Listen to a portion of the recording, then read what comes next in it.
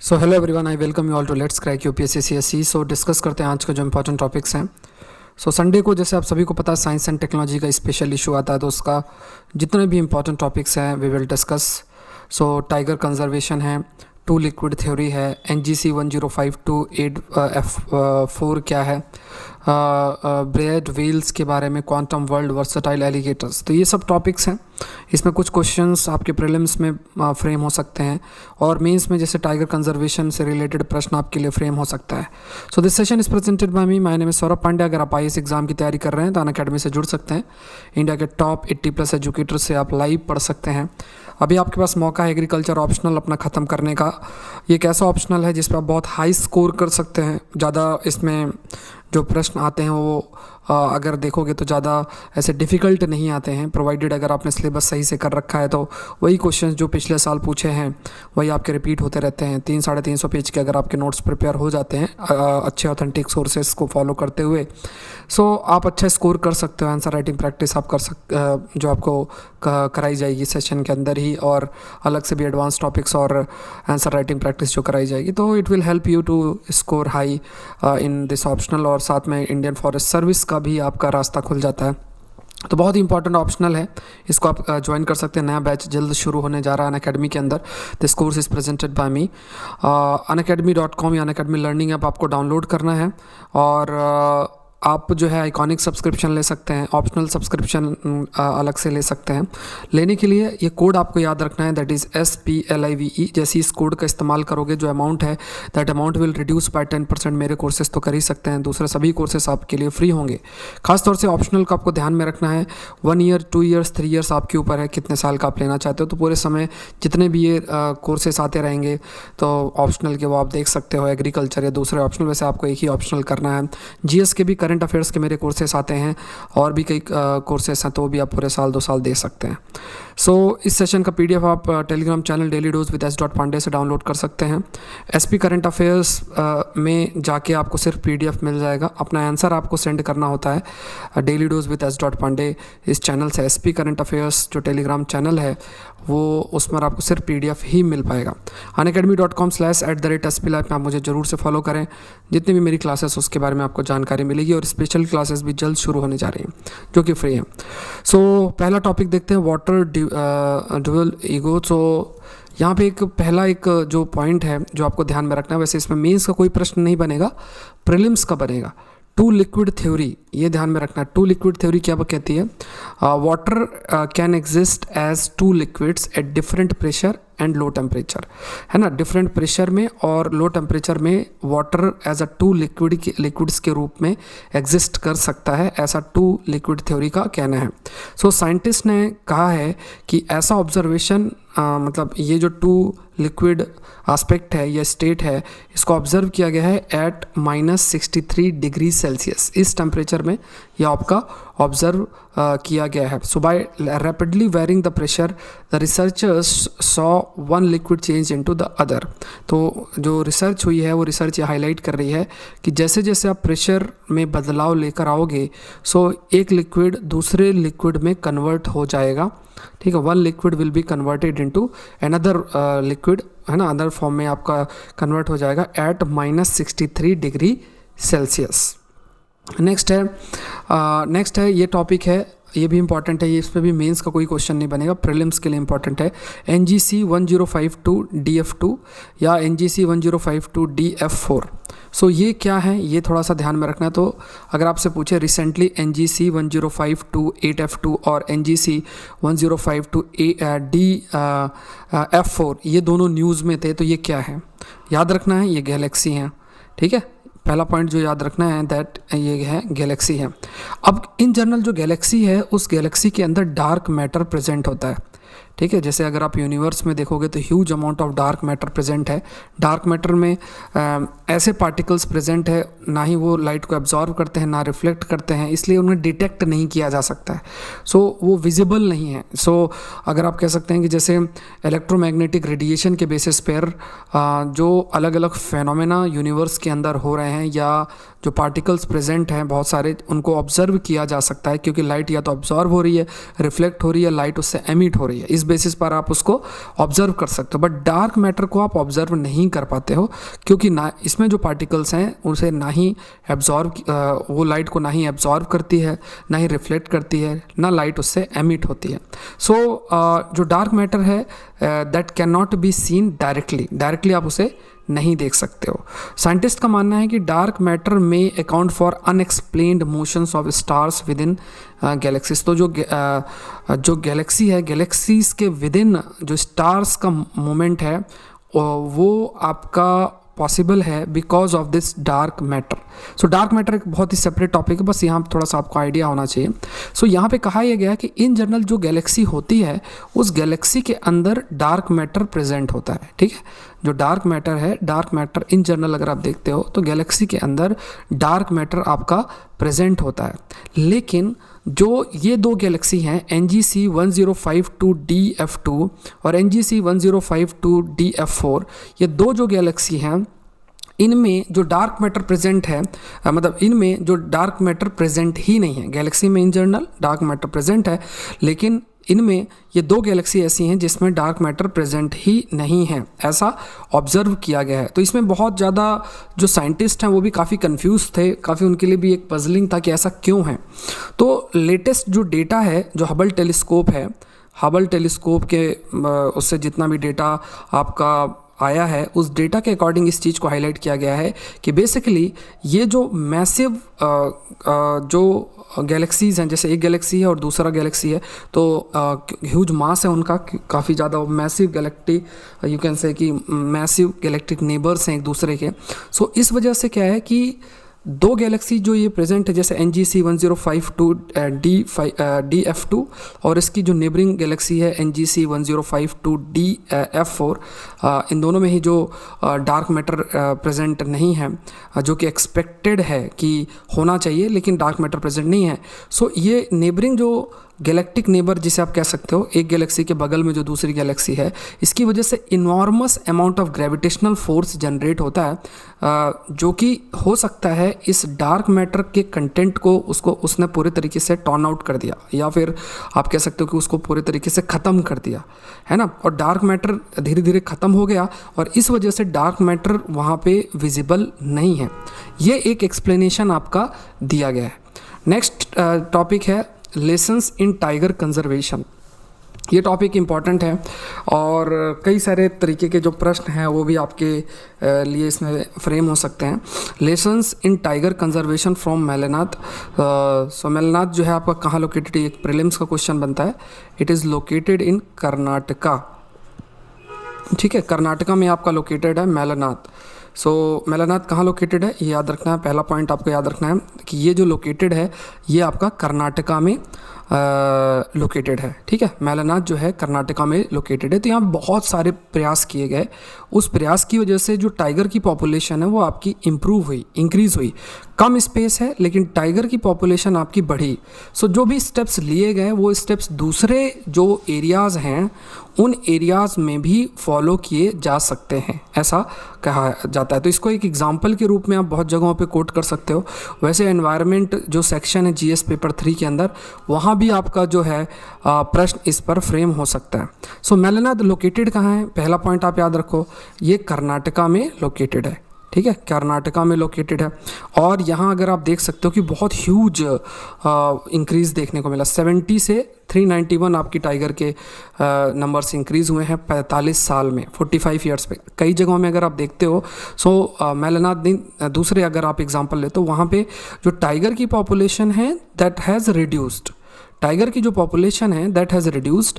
लेकिन यहाँ इस केस में in a gap of 45 years the population of tiger has increased. ठीक है, the population of tiger has increased. So एक जो एंगल आपका आता है ना, जो ध्यान भी रखना होता है कि अगर टाइगर की पॉपुलेशन बढ़ी है, सो जो टाइगर है टाइगर को सरवाइव करने के लिए किसी भी, अगर आप फॉरेस्ट का इमेजिनेशन करते हो सो वहाँ पे बहुत सारी चीज़ें हैं, ट्रीज़ भी हैं, ग्रासेस भी हैं, दूसरे एनिमल्स भी हैं, तो एक इकोसिस्टम है। मतलब टाइगर जो है वो टाइगर को सरवाइव करने के लिए सर्टेन इकोसिस्टम की ज़रूरत है, सर्टेन इकोलॉजी की ज़रूरत है, तो वो वहाँ पे देखने को मिलता है। साथ में जो प्रे बेस है जिस पर टाइगर डिपेंडेंट है, सो जो प्रे बेस है जिस पर टाइगर डिपेंडेंट है वो प्रे बेस भी देखने को मिला है। और जो ह्यूमन इम्पैक्ट है वो ह्यूमन इम्पैक्ट धीरे धीरे आपका वो कहीं ना कहीं थोड़ा सा मैनेज्ड है, लेकिन फिर भी जो एंथ्रोपोजेनिक या ह्यूमन रिलेटेड फैक्टर्स हैं वो यहाँ के हैबिटेट को आज भी अफेक्ट करते हैं। और क्योंकि नंबर बढ़े हैं टाइगर्स के, और इसके अंदर, इस एरिया के अंदर, मेलानाथ के अंदर आपके ह्यूमंस भी प्रेजेंट है, मतलब जो ह्यूमन पॉपुलेशन भी आपको देखने को मिलती है। So there is a high possibility कि जो टाइगर है और ह्यूमंस के बीच में आपका कन्फ्लिक्ट हो, ये भी देखने को आपका मिलता है। So Malnad has over 21,000 square kilometre of potential habitat, लगभग इतना पोटेंशियल हैबिटेट है। Reproducing tiger population are found to survive in less than 30% of the area. Area आपका 21,000 स्क्वायर किलोमीटर है, लेकिन 30% एरिया में ही टाइगर प्रेजेंट्स है। सो पॉसिबिलिटी क्या है कि अगर यहाँ पे सारी ये कंडीशंस अवेलेबल हैं जिस वजह से टाइगर्स के नंबर बढ़ रहे हैं, तो जो नंबर है हो सकता है 391 से लेकर 691 या और अधिक नंबर बढ़ सकते हैं टाइगर के। तो इसके लिए ज़रूरी क्या है कि जो एरिया है, मात्र जो 30% इलाका है, वहाँ तो चलो टाइगर पॉपुलेशन है ही, दूसरे एरियाज़ में भी कैसे इंक्रीज़ की जाए इसके लिए प्रयास करना ज़रूरी है। अगर टाइगर की नंबर्स बढ़ते हैं, एक जो एंगल है, अगर टाइगर्स के नंबर आपके इंक्रीज़ होते हैं, सो पॉसिबिलिटी क्या है, टाइगर टूरिज़्म। टाइगर टूरिज़्म ज़रूरी क्यों है? टाइगर टूरिज़्म एक तो उस एरिया के मेंटेनेंस के लिए tiger tourism will be of a great help. इससे जो रेवेन्यू जनरेट होता है, इससे फॉरेस्ट डिपार्टमेंट जो है इस पूरे एरिया को मेंटेन करने के लिए इस्तेमाल कर सकता है, और जो लोग आसपास रहते हैं उन्हें भी एक एम्प्लॉयमेंट मिल पाएगा। लोग जाएंगे, रुकेंगे, खाना पीना जो भी चीज़ें हैं वो उस वजह से उन्हें भी एक एम्प्लॉयमेंट मिल पाएगा। सो टाइगर टूरिज़्म एक बहुत अच्छा ऑप्शन है जो कि किया जा सकता है। केन्या और ब्राज़ील जैसे जो देश हैं वहाँ पे प्रयास भी किया गया है। नेक्स्ट जो एस्पेक्ट है वो ये है कि जो ये एफ़र्ट लिया गया है, कंजर्वेशन का जो एफ़र्ट है, कंजर्वेशन के लिए जो प्रयास किया गया है वो एक कॉम्प्लेक्स प्रोसेस है। वाई वी आर सेइंग कि ये कॉम्प्लेक्स प्रोसेस है क्योंकि बहुत सारे जो लोग हैं, ह्यूमंस हैं, वो इस रिज़र्व के विदिन भी रह रहे हैं, और उनके रहने की वजह से कुछ ना कुछ जो ह्यूमन एक्टिविटीज़ होती हैं, जितनी भी ह्यूमन एक्टिविटीज़ हैं, उन ह्यूमन एक्टिविटीज़ की वजह से जो इंटरफेरेंस है, उनकी एक्टिविटीज़ की वजह से जो बायोडाइवर्सिटी है या जो वाइल्ड लाइफ है उस पर नेगेटिव इम्पैक्ट या इंटरफेरेंस देखने को मिलता है। सो अलग अलग जो प्रॉब्लम्स हैं, कौन कौन सी प्रॉब्लम्स है, जैसे पॉसिबिलिटी है high human wild life conflict की पॉसिबिलिटी है। उसके बाद जो वहाँ लोग रह रहे हैं उनको जो क्वालिटी हेल्थ केयर और एजुकेशन वो एक्सेस नहीं कर पा रहे हैं, और वो पूरे तरीके से आइसोलेटेड हैं from a rapidly changing world. तो देखो ये एक बहुत अच्छा पॉइंट है कि अगर आप टाइगर का कंजर्वेशन कर रहे हो और आसपास जो लोग रह रहे हैं या विद इन इस रिजर्व में जो लोग रह रहे हैं उनको किस तरीके से प्रयास करके उनका डेवलपमेंट करना है, रिसोर्सेज जो अवेलेबल कराने हैं, चाहे वो हेल्थ से रिलेटेड हो, चाहे वो एजुकेशन से रिलेटेड हो, वो रिसोर्सेज उनको अवेलेबल कराने हैं। सो इसके लिए बहुत सारे प्रयास करने पड़ेंगे। मतलब हमें सिर्फ ह्यूमन सेंट्रिक ही नहीं, नॉन ह्यूमन सेंट्रिक दोनों अप्रोच को बैलेंस करने की ज़रूरत है। सो चॉइस टू मूव और स्टे विच ऑफन गेट्स मिक्स अप, तो लोगों पर निर्भर करता है कि कौन यहाँ रहना चाहता है, कौन नहीं रहना चाहता है, उस पर फोर्स नहीं किया जा सकता, लेकिन प्रयास जरूर से किया जा सकता है कि कुछ ऐसी अप्रोच हो जिस पे आप टाइगर कंजर्वेशन तो कर ही सको, साथ में जो लोग वहाँ रहते हैं उनका भी डेवलपमेंट किया जा सकता है। सो काफ़ी सारे huge variety of conservation challenges हैं इस एरिया में, चाहे और इन जनरल दूसरे एरियाज़ में भी एक चैलेंजेस आपके रहते हैं, चाहे वो वाइल्ड लाइफ रिजर्व की बात की जाए, उस है ना, वाइल्ड लाइफ रिजर्व के मैनेजमेंट की जब बात की जाए तो पहले चाहे wild life conflict, human wild life conflict है, लैंड यूज चेंजेस हैं, impacts from the infrastructure growth and development है, इमरजेंस ऑफ जूनोटिक डिजीजेस है, wild life trade and poaching. देखो कभी भी कोई प्रश्न आता है कि क्या क्या चैलेंजेस है, कंजर्वेशन चैलेंजेस हैं, जीएस पेपर पेपर 3 के अंदर प्रश्न आपके लिए बन सकता है। सो यू शुड रिमेंबर कि ये जो पॉइंट्स है वो आप हमेशा मेंशन कर सकते हो, चाहे वो ह्यूमन वाइल्ड लाइफ कॉन्फ्लिक्ट हो, लैंड यूज चेंज हो, इंफ्रास्ट्रक्चर ग्रोथ और डेवलपमेंट हो, जूनोटिक डिजीज़ मतलब एनिमल्स से ह्यूमंस में जो डिजीज़ ट्रांसमिशन है वो, एनिमल्स से ह्यूमंस में जो डिजीज़ ट्रांसमिशन है उसकी अगर आप बात करो, डिजीज़ ट्रांसमिशन है उसकी अगर आप बात करते हो, ठीक है। सो ये एक एंगल आपको ध्यान रखना। तो वाइल्ड लाइफ ट्रेड है, पोचिंग है, ये सब बड़े चैलेंजेस है, कंजर्वेशन चैलेंजेस है। तो बहुत जगहों पे आप इस आर्गुमेंट को इस्तेमाल भी कर सकते हो। नेक्स्ट देखते हैं, Thai researchers unearth rare breed whale skeleton. So इसके बारे में डिस्कस करते हैं। ये जो व्हेल है इसके बारे में आप को जानना चाहिए, खास तौर से प्रीलिम्स के लिए ये ज़रूरी है, जिसमें स्टेटमेंट बेस्ड प्रश्न आपके लिए फ्रेम हो सकते हैं।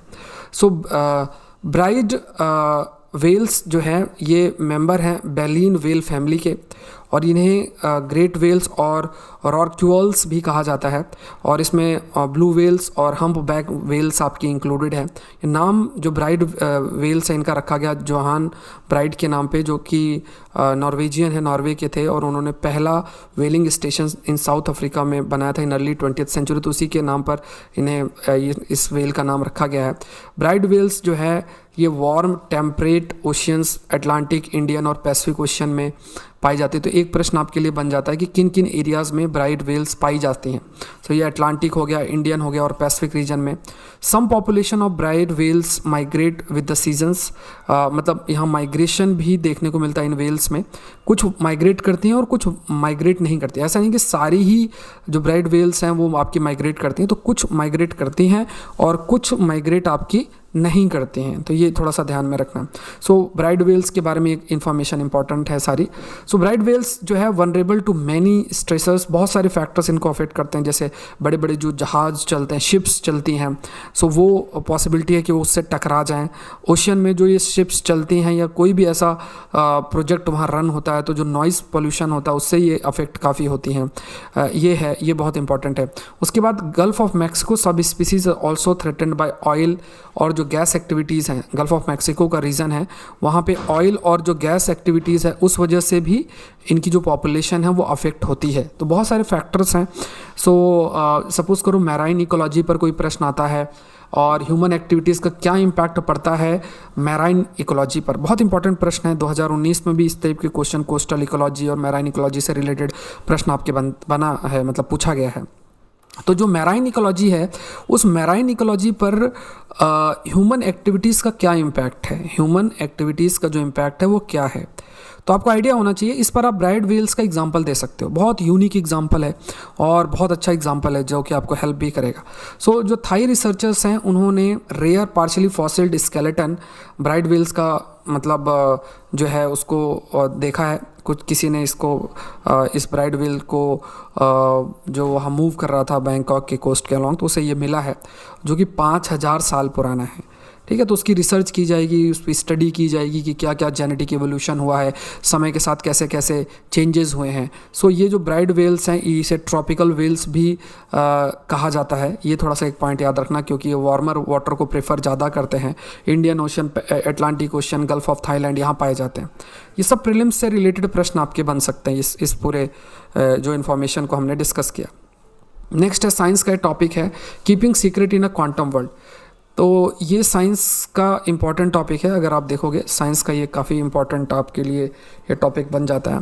देखो ये जो क्वेश्चंस हैं, जैसे जो क्वेश्चंस आपके फ्रेम होते हैं यूपीएससी के अंदर, साइंस में इन जनरल या एनवायरनमेंट में, ज्योग्राफी में आजकल जो प्रश्न आ रहे हैं मेंस में, I am talking about the mains. So उसमें ज़्यादातर जो प्रश्न हैं वो एप्लीकेशन बेस्ड क्वेश्चंस होते हैं। ठीक है, एप्लीकेशन बेस्ड क्वेश्चंस आपके होते हैं। तो उसमें आपको थोड़ा सा क्लैरिटी होना चाहिए कि किस तरीके से चीज़ों को मेंशन करना है, क्योंकि जो आप स्टैटिक पढ़ोगे वो भी ठीक है, एक नॉलेज बेस के लिए ज़रूरी है, लेकिन जो एक एडवांस्ड आर्गूमेंट की तरफ जब आप जाते हो तो वहाँ पे आपको जो ये development science, technology, environment, geography वाले एरियाज़ में होती है उनके बारे में आपको अवेयर होना चाहिए, जो कि हम लोग अभी जैसे डिस्कस भी कर रहे हैं। ठीक है, तो यहाँ पे एवरी ऑनलाइन ट्रांजैक्शन, अब देखो इसको सिंपल सी बात समझो कि अभी फ़िलहाल के लिए कोई भी एक्टिविटीज़ जब भी आप देखोगे, चाहे वो बैंक से रिलेटेड हो, सो जो भी एक्टिविटीज़ अगर देखोगे उसमें आपका डिजिटल ट्रांजैक्शन काफ़ी है। डिजिटल ट्रांजैक्शन आपका किया जाता है। और ये जो डिजिटल ट्रांजैक्शन आपका किया जाता है, इस डिजिटल ट्रांजैक्शन में अभी जो क्लासिक कंप्यूटर्स का इस्तेमाल किया जाता है और डेटा का इंक्रिप्शन भी किया जाता है। जैसे जितने ऑनलाइन ट्रांजैक्शन हैं दूसरे पर्सन से आप करते हो तो तीसरा पर्सन उसे ना देख सके, उसे रीड ना कर सके, है ना, तो वो उसके लिए क्या किया जाता है, जैसे ए है और बी है, इनके बीच में कोई आपका डेटा शेयर होता है तो ये डेटा एनक्रिप्टेड किया जाता है जिसे थर्ड पर्सन इसको ऑब्जर्व ना करे, तो डेटा पूरे तरीके से एनक्रिप्शन इसका होता है। लेकिन आज के समय में ऐसी टेक्नोलॉजीज़ आ रही हैं, ख़ास तौर से जो क्वांटम कंप्यूटर्स हैं, वो क्वांटम कंप्यूटर्स, इसमें जो ये एल्गोरिदम इस्तेमाल होता है एनक्रिप्शन के लिए, इसको ये डिकोड कर सकते हैं। सो अगर ऐसा होता है, सपोज करो क्वांटम कंप्यूटर्स का इस्तेमाल बहुत बढ़ जाता है, सो हमें अपने पूरे जो सिस्टम है उस पर बदलाव करने पड़ेंगे। जो एल्गोरिदम इस्तेमाल होता है उस पर भी आपको पूरा बदलाव करना पड़ेगा, अदरवाइज़ जो डेटा है वो डेटा एक तो सिक्योर नहीं रहेगा, और डिजिटल ट्रांजेक्शन्स जितने भी फाइनेंशियल या डिजिटल ट्रांजेक्शन आप करते हो वो भी पूरे तरीके से सिक्योर आपका नहीं रहेगा। सो मैथमेटिकल प्रॉब्लम जिसका नाम है इंटीजर फैक्टराइजेशन, सो ये थोड़ा सा ध्यान में रखना है, प्रीलिम्स में आपको ये थोड़ा सा ध्यान में रखना है। आपसे जैसे कोई पूछे कि इंटीजर फैक्टराइजेशन रिसेंटली न्यूज़ में था तो किस पर्पज़ के लिए इस्तेमाल होता है, सो मेनली इसको एनक्रिप्शन के लिए इस मेथड को अपनाया जाता है। आप कह सकते हो कि ये जो mathematical problem known as integer factorization, ये एक तरीके का मेथड है जो कि प्राइवेट मैसेज को इनक्रिप्ट करने के लिए इस्तेमाल किया जाता है। दूसरा जो मेथड है, other method using so called discrete logarithm problem, ये भी इसके लिए इस्तेमाल किया जाता है, which again would take a normal computer exponentially large time to crack. तो इसको, ये जो प्रॉब्लम्स इस्तेमाल की जाती हैं इनको क्रैक करने में समय लगता है, इसको डिकोड करने में समय लगता है। लेकिन जब से क्वांटम कंप्यूटर्स हैं, क्वांटम कंप्यूटर्स इन एल्गोरिदम्स को पॉसिबिलिटी है कि वो इसको ईजिली क्रैक कर सकते हैं, डिकोड कर सकते हैं। सो जो हम अपने डेटा को सिक्योर करना चाह रहे हैं और जो कि पुराने क्लासिकल मेथड्स पर बेस्ड हैं, क्वांटम कंप्यूटर के आने से पॉसिबिलिटी है कि जो ये डेटा है वो सिक्योर ना रहे, ये एक पॉसिबिलिटी है। तो जैसे जो बेसिक एलिमेंट्स हैं क्वांटम कंप्यूटर्स की अगर आप बात करो, जैसे नॉर्मल कंप्यूटर तो बिट्स का इस्तेमाल करते हैं for storage, quantum computer qubits का इस्तेमाल करते हैं। क्यूबिट्स जो शब्द आपको याद रखना है, क्यूबिट्स जो है उसका इस्तेमाल करते हैं। जैसे क्वांटम शब्द की भी अगर आप बात करोगे तो ये एटम के अंदर जो सब पार्टिकल्स हैं या सब एटॉमिक पार्टिकल्स हैं, सब एटॉमिक पार्टिकल्स हैं क्वांटम थ्योरी में अगर आप देखते हो तो ये जो सब एटॉमिक पार्टिकल्स हैं इनकी प्रॉपर्टी पर बेस्ड होते हैं। तो इस पर जो चेंजेस होंगे उन प्रॉपर्टीज़ को ऑब्जर्व करके जो एल्गोरिदम है वो डेवलप किया जाता है, जिस पर जो ये क्वांटम कंप्यूटर्स आपके रन करते हैं।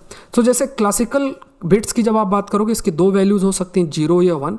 वहीं जो क्यूबिट्स हैं वो 0 और 1 तो ठीक है, इसके बीच में भी there is a possibility of superimposition of 2 states, मतलब 0 और 1 से भी ज़्यादा जो स्टेट है वो ऑब्जर्व किया जा सकता है। तो यहाँ पे जैसे सिर्फ 0 और 1 ये दो स्टेट्स विजिबल हैं क्यूबिट्स के अंदर, 0 और 1, और उसके बीच की भी जो वैल्यूज़ हैं वो किया जा सकता है। मतलब आप कह सकते हो कि it can exist as a superimposition of 2 n states, मतलब मोर देन 1 स्टेट्स में भी जो प्रेजेंस है वो देखने को मिल जाता है। इसलिए क्या है कि इनको डिकोड करना बहुत आसान नहीं है, बहुत ही मुश्किल है।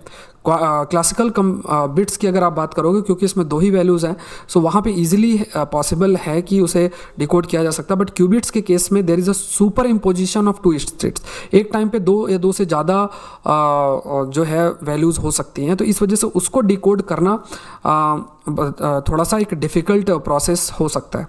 अब क्या है, post quantum cryptography, a field which deals with additional possibility offered by quantum system which goes beyond able to break the integer factor code। ठीक है, तो यहाँ पे ये भी ध्यान में रखना है कि जो मैथमेटिकल प्रॉब्लम्स हैं जो क्लासिकल उसमें इस्तेमाल हो रही है उसको ईजिली एक तो ब्रेक किया जा सकता है, लेकिन ये भी ध्यान में रखना है कि प्रेजेंटली जो क्वांटम कंप्यूटर्स में भी जिन मैथमेटिकल प्रॉब्लम्स का इस्तेमाल किया जा रहा है उसमें भी काफ़ी एडवांसमेंट आ रही है। सो इंटीजर फैक्टर कोड की बात की जा रही है, तो हो सकता है कि पोस्ट क्वांटम क्रिप्टोग्राफी में जो ये इंटीजर फैक्टर कोड है, जो कि one of the main contender है for the mathematical problem that is hard for the quantum computer to crack, is the so called shortest vector problem. तो मतलब ये जो इंटीजर फैक्टर कोड है, ये इंटीजर फैक्टर कोड जो कि एक मैथमेटिकल प्रॉब्लम है, ये क्वांटम कंप्यूटर के लिए भी बहुत हार्ड होगा टू ब्रेक इट। लेकिन इस क्वांटम कंप्यूटर के एरिया में भी काफ़ी सारे एडवांसमेंट और डेवलपमेंट आपको देखने को मिल रहे हैं, जो कि फिर अगेन उस पर स्टडी करने की ज़रूरत है। नए नए तरीके के क्वांटम कंप्यूटर्स आपके डेवलप किए जाएंगे। नेक्स्ट है जो बच्चे लाइव देख रहे हैं, आप लाइक बटन जरूर से आपको प्रेस करना है, शेयर भी जरूर से करना है। जैसे ही लाइव सेशन शुरू होगा, वो आपका 9 AM से ही आपका वो सेशन आपका शुरू होना है। लेट्स सी वो कब से शुरू होता है। और इस सेशन का जो PDF है वो आप SP current affairs Telegram channel है, SP current affairs Telegram channels पे जाके डाउनलोड कर सकते हो, या डेली डोज विथ S.Pandey में भी जाओगे तो आपको लिंक मिल जाएगा। डेली डोज विथ S.Pandey पे भी आपको लिंक मिल जाएगा, ठीक है। तो ये ध्यान में रखना है। सो यहाँ पे ये प्रीलिम्स का क्वेश्चन है, वर्सेटाइल एलिगेटर्स। तो ये रिसर्च पहले ही हुई थी लेकिन हिंदू में भी आई है। सो जैसे अगर आपने देखा होगा लिजर्ड की टेल अगर कट जाती है तो रीजनरेट हो जाती है, रीजनरेट हो सकती है। तो ये प्रॉपर्टी सब में नहीं होती है। सो लिजर्ड्स और गेकोज में ही नहीं, अब ये यंग एलिगेटर्स, ये ध्यान रख, नॉट ऑल एलिगेटर्स, यंग जो एलिगेटर्स हैं वहाँ भी ये रीजनरेटिव प्रॉपर्टी देखने को मिलता है। देखो इनमें क्या है कि नॉर्मल जो ये लिजर्ड और गेकोज हैं, इनकी इतना ज़्यादा एडवांस नहीं होता, इसमें कार्टिलेज और ये सब चीज़ें इतना नहीं प्रेजेंट होती, लेकिन ये एलिगेटर्स में प्रेजेंट होती है। ये माना जाता था कि शायद एलिगेटर में रीजनरेटिव प्रॉपर्टीज़ नहीं होगी, लेकिन अभी रिसर्च कहती है कि they have the ability to regrow their tails, वो अपने टेल को रीग्रो कर सकते हैं। सो ये प्रीलिम्स का क्वेश्चन आजकल जैसे प्रश्न बनते हैं, क्योंकि इंडियन फॉरेस्ट सर्विस का एग्ज़ाम साथ में ही होता है। सो ऐसे क्वेश्चंस आपके लिए फ्रेम होते हैं जो स्टडी सामने आती है, तो आपको ध्यान में रखना है कि ये क्या है, ठीक है। सो आज के लिए इतना ही। आई होप ये सेशन आपके लिए हेल्पफुल रहा होगा। आई रिक्वेस्ट यू ऑल कि लाइक जरूर करें, शेयर जरूर करें, और लेट्स क्रैक UPSC CSC को जरूर से सब्सक्राइब करें। Thank you everyone and let's crack it.